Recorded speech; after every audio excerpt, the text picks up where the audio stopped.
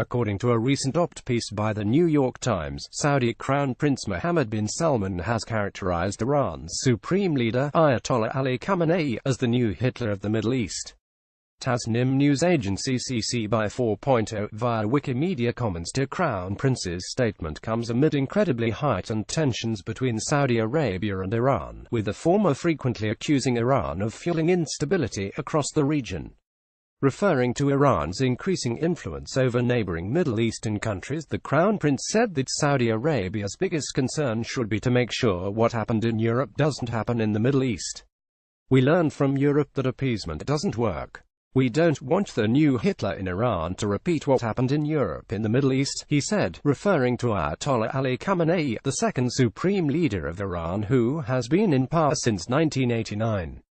The sharp statement against the Ayatollah comes followed an even sharper accusation of Iran the Crown Prince has made earlier this month. According to CNN's report from November 7, the Crown Prince told British Foreign Secretary Boris Johnson that Iran's recent actions may be considered an act of war against the kingdom.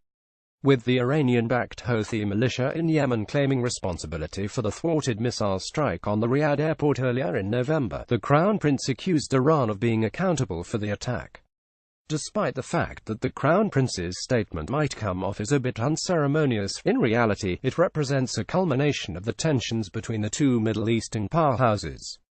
Where and how the statement was made might unveil its purpose, with both local and international media covering Prince Mohammed bin Salman's statement in a rather sensational manner. One couldn't help but think it was just another attempt to provoke the Iranian establishment.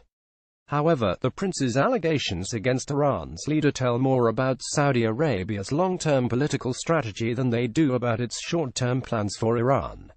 The statement is an excerpt of Prince bin Salman's interview with Thomas L. Friedman, a New York Times op-ed columnist. In the opinion piece, which focuses on analyzing Saudi Arabia's recent modernization efforts, the prince gives his first public interview to the foreign press since his government shakedown of early November. Speaking about the detainment of dozens of Saudi officials and ministers, the prince stated that the move was not a power grab, but an effort to eliminate the corruption he says has destroyed the Saudi government. This move has brought the prince an overwhelming support from the nation's young population, who are, according to the report, clearly fed up with the injustice spread across Saudi bureaucracy. With the majority of the population endorsing the prince and his anti-corruption actions, his latest effort to bring Saudi Islam to a more moderate orientation was also met with a surprising amount of support. The current strict Sharia laws imposed in Saudi Arabia give its officials very little leverage when criticizing the actions of the more extremist Shia neighbors. A general lack of revenue from tourism and the reluctance Western startups and investors show towards doing business in Saudi Arabia also stem from its strict religious atmosphere.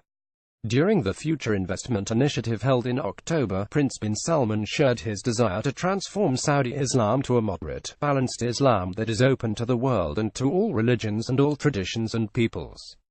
Referring to the state of the kingdom before the 1979 Qatif uprising, the prince said that he is not reinterpreting Islam, but rather restoring it to its origins. By labeling Iran's state and military leader as being the new Hitler of the Middle East, the prince has made his efforts to distance the majority Sunni kingdom from the more extremist Shia states led by Iran.